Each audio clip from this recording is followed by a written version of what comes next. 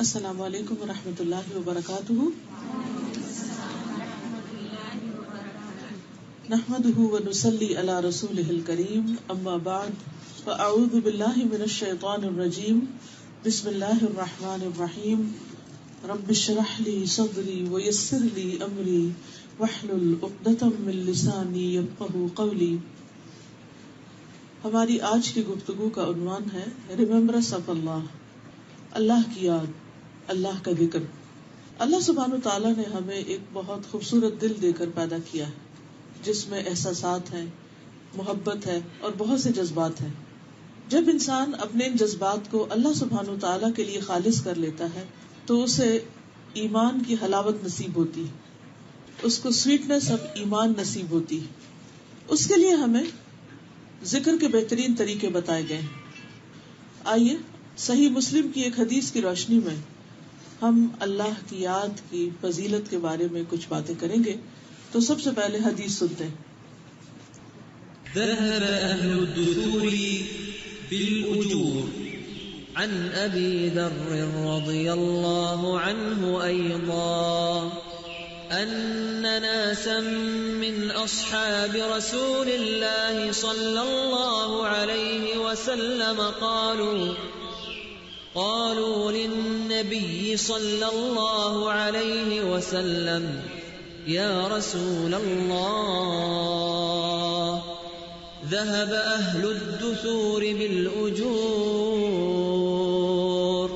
يصلون كما نصلي ويصومون كما نصوم ويتصدقون بفضول أموالهم قال أوليس قد جعل الله لكم ما تصدقون إن لكم بكل تسبيحة صدقة وكل تكبيرة صدقة وكل تحميدة صدقة وكل تهليلة صدقة وأمر بالمعروف صدقة ونهي عن منكر صدقة وفي بضع أحدكم صدقة.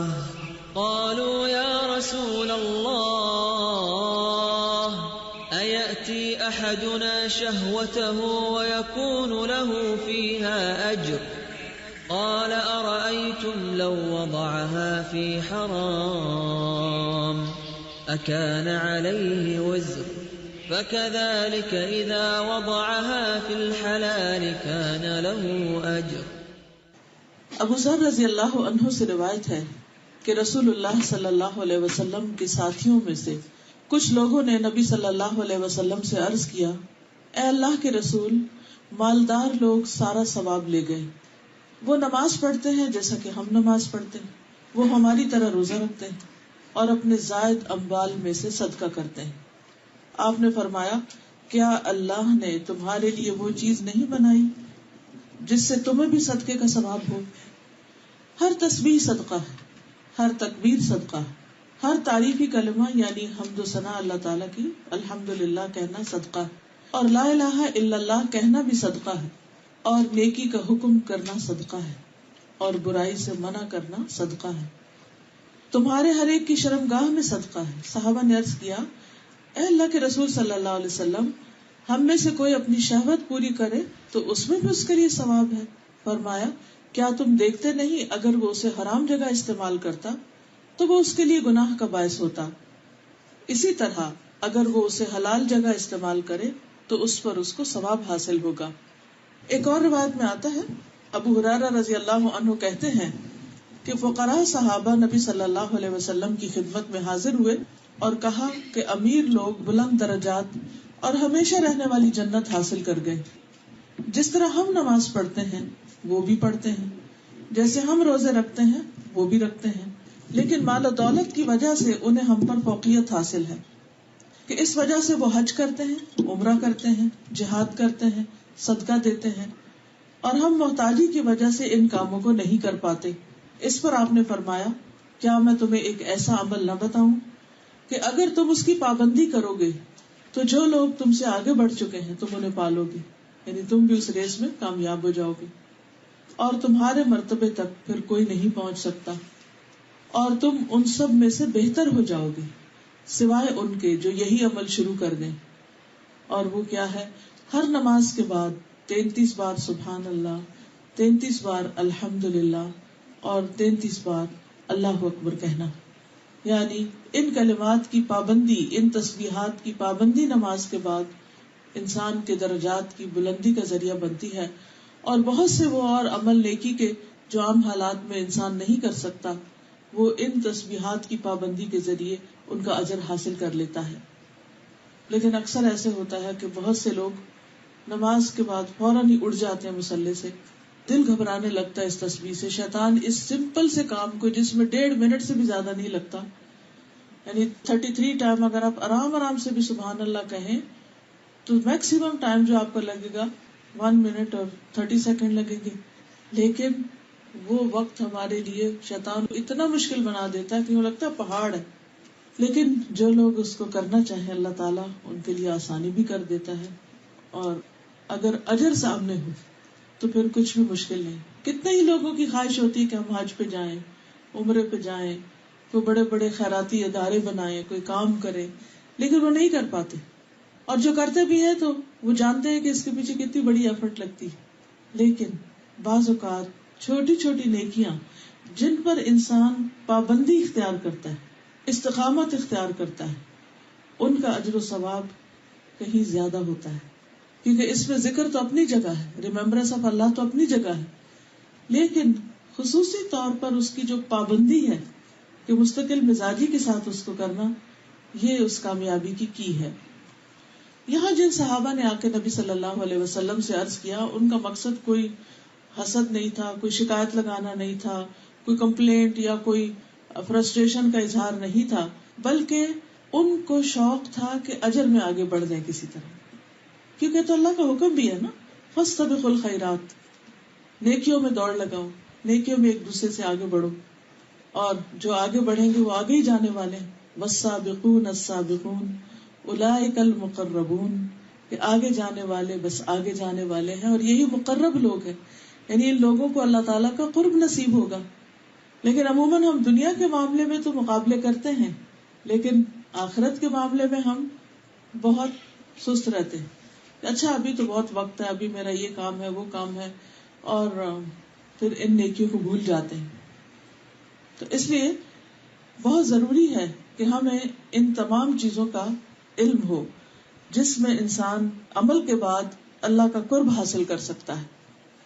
ایک اور آیت میں آتا ہے سابقوا الى مغفرۃ من ربکم وجنۃ عرضها كعرض السماء والارض اعدت للذین آمنوا باللہ ورسلہ ذلک فضل اللہ یؤتیہ من یشاء واللہ ذو الفضل العظیم. اپنے رب کی بخشش اور اس جنت کی طرف ایک دوسرے سے آگے بڑھو.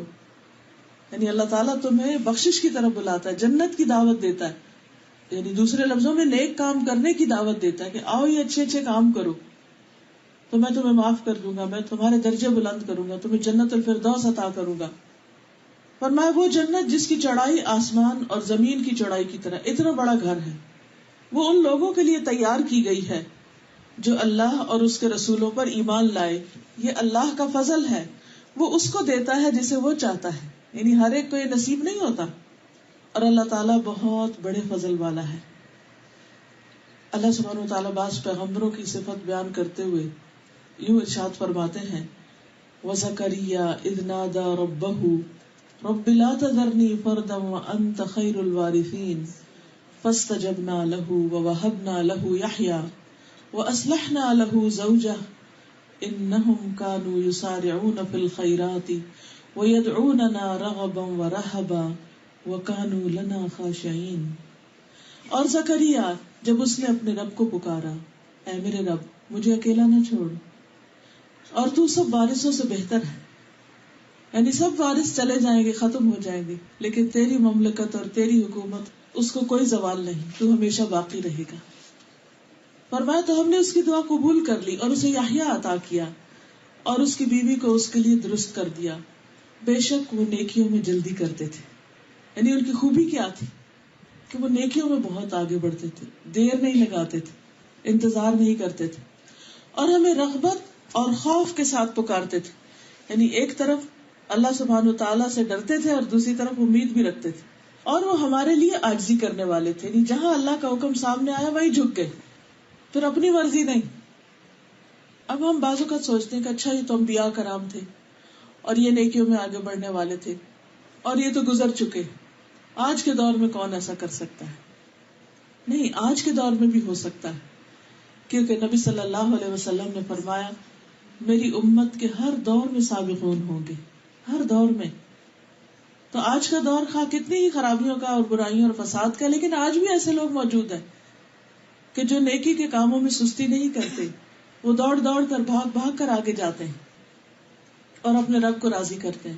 نماز کا معاملہ ہو یا قرآن پڑھنے کا معاملہ ہو یا دین کی باتیں سیکھنے کا معاملہ ہو یا کسی غریب کی مدد کا معاملہ ہو یا ذکر اذکار کا معاملہ ہو، وہ فوراً اللہ سبحانہ وتعالیٰ کی طرف بڑھتے ہیں.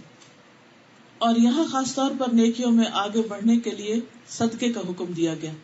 صدقے سے عام طور پر ہم کیا سمجھتے ہیں؟ مال خرچ کرنا، کسی کو کھانا کھلانا یا کسی کو کپڑا دینا. لیکن صدقہ صرف کھانا کپڑا نہیں ہوتا، بلکہ اور نیکی کے کاموں کو بھی صدقہ کہا جاتا ہے. اب یہاں اس حدیث میں کیا فرمایا؟ ان بکل تسبیحۃ صدقہ، یعنی جب آپ کہیں گے سبحان اللہ تو یہ بھی صدقہ ہے، اور جب آپ اللہ اکبر کہیں گے تو صدقہ ہے، جب آپ الحمدللہ کہیں گے تو یہ بھی صدقہ، جب آپ لا الہ الا اللہ کہیں گے تو یہ بھی صدقہ ہے. وَأَمْرٌ بِالْمَعْرُوفِ وَنَهْيٌ عَنِ الْمُنْكَرِ صدقہ، نیکی کا حکم دینا اور برائی سے روکنا، یعنی کسی کو اچھی بات بتانا اور کوئی غلط کر رہا ہو تو اس کو روکنا کہ بھئی یہ نہ کرو، یہ تمہارے لیے نقصان دہ ہے، یہ بھی صدقہ ہے. تو نبی صلی اللہ علیہ وسلم نے فقراء مسلمانوں کو حکم دیا کہ جن اوقات میں مالدار لوگ مال کمانے میں اور مال خرچ کرنے میں لگے رہتے ہیں، ان اوقات میں تم اللہ کا ذکر کثرت سے کرو. کیونکہ آپ نے دیکھا ہوگا کہ بہت سے لوگ جو دنیا کمانے میں لگے ہوتے ہیں، خواہ وہ بعد میں صدقہ کریں، لیکن ان کو نہ ڈھنگ سے نماز پڑھنے کی ہمت ہوتی اور نہ ہی نماز کے بعد بیٹھ کے تفصیل سے ذکر کرنے کی، کیونکہ ان کو ہر وقت ہری ہوتی، جلدی ہوتی. تو یہاں پر نبی صلی اللہ علیہ وسلم نے ایسے لوگوں کو وہ کام سکھایا جو ان کے کرنے کا تھا یا وہ آسانی سے کر سکتے تھے. پھر آپ یہ بھی دیکھیں کہ سارا دن کرنے کی بات نہیں کی گئی، بلکہ ہر نماز کے بعد ان اذکار کی پابندی کی بات کی گئی، اور اتنا کرنا تو سب کے لیے آسان ہے. پھر اسی طرح آپ دیکھیں کہ جہاں تک صدقہ کا تعلق ہے تو اس کے اور بھی بہت سے طریقے ہیں جو اس حدیث میں بھی بیان ہوئے اور دیگر احادیث سے بھی ہمیں پتہ چلتے ہیں. ابو ذر کہتے ہیں نبی صلی اللہ علیہ وسلم نے فرمایا تم میں سے ہر ایک کے اس پر صبح کے وقت صدقہ لازم ہے. یعنی جب صبح اٹھتے ہیں تو ہم سب کے اوپر صدقہ لازم ہو چکا ہوتا ہے اور ہم سب کو کرنا چاہیے. میں نے کہا اللہ کے رسول صلی اللہ علیہ وسلم میں کیسے صدقہ کروں جبکہ میرے پاس تو کوئی مال ہی نہیں ہے؟ آپ نے فرمایا سبحان اللہ، الحمدللہ، لا الہ الا اللہ، استغفر اللہ کہنا صدقے کے دروازے. امر بالمعروف نہی عن المنکر بھی صدقہ.